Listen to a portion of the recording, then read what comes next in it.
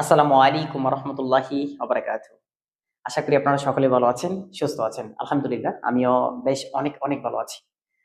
তো কোনো কারণ ছাড়া যেহেতু ভিডিও আমি করি না, তো আজকে আ একটা কারণে অবশ্যই আমি আজকের ভিডিওটা করছি। সেটা হচ্ছে একটা লেখা আমি প্রায় অনেকদিন আগে লিখেছিলাম, হ্যাঁ?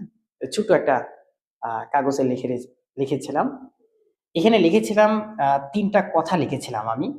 সেটা হচ্ছে যে দেখেন আমি প্রায় মেক্সিমাম সময় মানুষের সামনে যতটুকু কথা না বলি, আমি আমার নিজের সাথে সবথেকে বেশি কথা বলে থাকি। সবথেকে বেশি কথা আমি আমার নিজের সাথে বলি। তো তার মধ্যে ৩ টা কথার মধ্যে একটা হচ্ছে সর্বপ্রথম হচ্ছে অসুবিধা। মানে আমার জীবনে যে অসুবিধাগুলো রয়েছে সেটা একটা লিস্ট করা।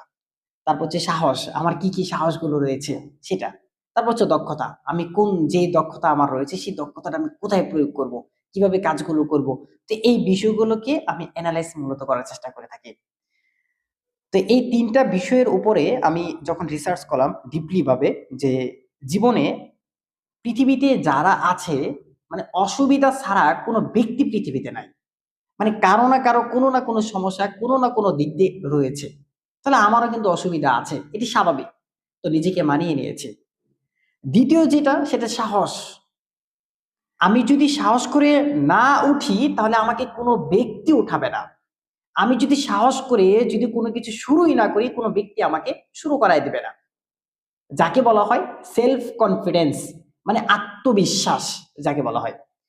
৩য়ত যেটা হচ্ছে সেটা স্কিল মানে দক্ষতা। আমার কোন দক্ষতা রয়েছে? যেমন ধরেন আমি কথা বলতে পারি।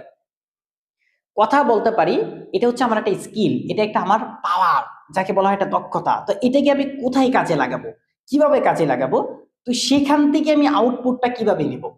তো সেটা নিয়ে অনেক ডিপলি ভাবে বিষয়টা আমি রিসার্চ করলাম। আলহামদুলিল্লাহ। তো এই ৩ টা বিষয়ের উপরে যখন রিসার্চ করলাম, তখন আলহামদুলিল্লাহ তো দেখা যাচ্ছে আমার অনেক, অনেক মানে কি বলবো? অসুবিধা থেকে আমি মুক্তি পেয়েছি। সাহস কিভাবে যোগাইতে হয় সেটাকে চ্যালেঞ্জের ভাবে নিয়েছি এবং কিভাবে স্কিলটাকে আমি কাজে লাগিয়ে একটা পাওয়ারফুল একটা আউটপুট পাবো। আলহামদুলিল্লাহ।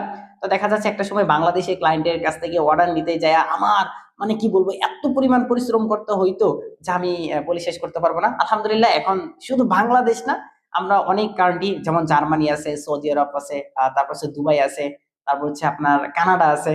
তো এরকম অনেকগুলো ক্লায়েন্টের সাথে কাজ করার পরে আমি সবথেকে বেশি যেটা আমি ফিল করতে পারলাম সেটা হচ্ছে যে নিজের যে সাহসটা, নিজের যে স্কিলটা এটাকে যদি আমরা প্রকাশ করতে পারি ভালোভাবে তাহলে কিন্তু আমরা কিছু করতে পারবো।